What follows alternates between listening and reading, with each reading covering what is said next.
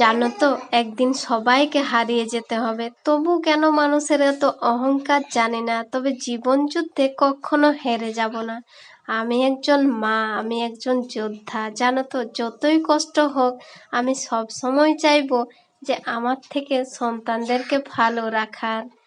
এখন হয়তো কষ্ট হচ্ছে, এখন মানুষে অনেক কিছু আমাকে কথা শোনাচ্ছে, অনেকেই অনেক কিছু বলছে। না আছে খাওয়ার কোনো জিনিস ভালো, না আছে পরার কোনো জিনিস ভালো ঘরে। তবু স্বপ্ন দেখি, তবু চিন্তা করি বাচ্চাগুলোর জন্যে যে আমি তাদের জন্যে কিছু করব। আমি তো আছি, যতদিন আমি আছি ওদেরকে যতটা ভালো আমি রাখতে পারবো অবশ্যই প্রাণ দিয়ে চেষ্টা করব। নমস্কার, আমি পুরুলিয়া থেকে সীমা। তোমরা সবাই কেমন আছো বন্ধুরা? আশা করব সবাই ভালো আছো। আমার এই ছোট্ট মিনি ব্লগে তোমাদের সবাইকে স্বাগত।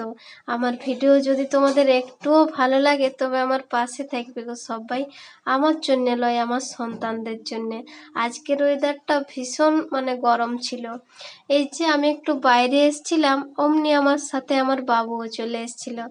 জানো তো, তাদের জন্য আমার খুবই চিন্তা হয় যে ওদেরকে বড় করতে পারবো তো শেষ পর্যন্ত। কারণ আমি কিছু কাজ করতে পারছি না ওদেরকে নিয়ে। আর ভাড়া বাড়িতে জানো তো, কাকে রেখে দিয়ে তুমি বাইরে কাজ করতে যাবে? কিছুই করতে পারবে না। এটা যদি পাশের দুটো মানুষ থাকতো, নিজের মানুষ, তাহলে তারা দেখতো। আমাকেই যখন তারা খেয়াল করে না, আমার সন্তানদেরকে খেয়াল করবে বলো তো? যাই হোক, জীবন কেটে যাচ্ছে কোনো মতে। ভাড়া ঘরে থাকলেও ঘরে তো আছি, নিশ্চয়ই কোনোদিন একটা ছোট্ট ঘর বানাতে পারবো জীবনের চেষ্টা থাকলে। এই যে আজকে আমাদের সিম্পল খাবার, ভাত হয়েছিল, আলু করলা ভাজা আর বেগুনের ঝাল আর একটু ডাল। একদম অতি সাধারণ খাবার, কিন্তু এই সাধারণ খাবারের মধ্যে ভালোবাসা, পরিশ্রম, কত কিছু লাগে, তাই না? তবে খাবারটা সেরকম সুস্বাদু হয়। আর যদি একটু এদিক থেকে ওদিক হয়েছে, কথা তো শুনতেই হয়। ইচ্ছাও করে না যে ঘরে থাকবো বা ঘরে কোনো কাজ করব। ভুল তো মানুষেরই হয়, তাই না? কাজ না করলে কি করে তুমি শিখবে? আর কাজ না করলে ভুলেই বা হবে কি করে? সারাদিনে ভুল অনেক হয় কাজের ক্ষেত্রে, তবে যে সংশোধন করে সেই হচ্ছে আসল ব্যক্তি। জানো তো, কাজের ভুল হবেই কাজ করতে গেলে। তার মধ্যে যদি কেউ একটু ভালোবাসা দিয়ে বলে, তখন দেখবে আলাদাই একটা ভালো লাগে। সেই কাজের প্রতি, সেই সমস্ত কাজ করার জন্যে আরও যেন আগ্রহ বেশি বাড়ে। আমার লাইফটা সে তার উল্টো।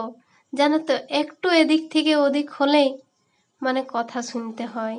তবে এখন আর কাউকে বেশি গুরুত্ব দিই না, কারণ আমাকেই কেউ গুরুত্ব দেয় না। তাই আমিও আমার মতো হয়েছি একটু। এই যে বাটা মশলা দিয়ে আজকে রান্নাটা করছিলাম। জানো তো, বাটা মশলা আমার যেদিন সময় থাকে সেদিনেই বাটা মশলা দিয়ে রান্না করি। তাছাড়া শরীরের পক্ষেও খুব ভালো এবং নিজের ব্যায়ামও হয়। গুঁড়া মশলাও আছে, তবু বাটা মশলা দিয়ে আজকে রান্নাটাও করলাম। এই যে বাইরে একটু এলাম, মটর ভিজতে দিয়েছি, রাত্রেবেলা আলু মটরের তরকারি করব। জানো তো কি দুষ্টুমি করে দুজন মিলে, কিন্তু আমি মা, এই জন্যেই সব কিছু পারি। আমার সন্তানকে কে ভালোবাসবে, কে দেখবে না দেখবে, সেসব কিচ্ছু বুঝি না। আসলে নিজের মানুষটা যদি ভালো হয় তাহলে দুনিয়ার সব কিছুই ভালো। জানো তো, আজকে এই দেখো, কাঁঠাল পাতা সেলাই করে দিয়েছিলাম একটা, আর সেটাতে দুপুরবেলা খেতে দিলাম দু ভাই বোনকে। তবে ওই যে আমার বাবু ঘুমিয়ে গেছিল।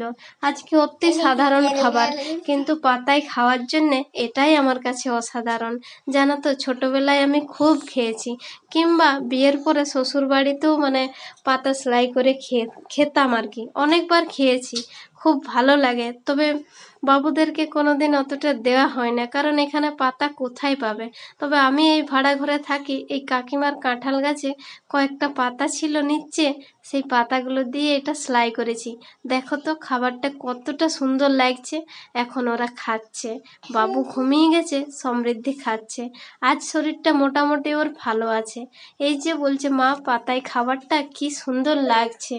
জানো তো, অনেক ভালো লাগে। তবে তোমরা পাতায় খেতে কে কে পছন্দ করো কিংবা কে কে খেয়েছো অবশ্যই আমাকে একটু কমেন্ট করবে।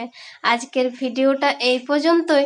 যদি আমাদের ভিডিও ভালো লাগে তবে একটু সবাই পাশে থাকবে গো, লাইক কমেন্ট করে। অনেক অনেক ধন্যবাদ সবাইকে। আজ রাখি, টাটা।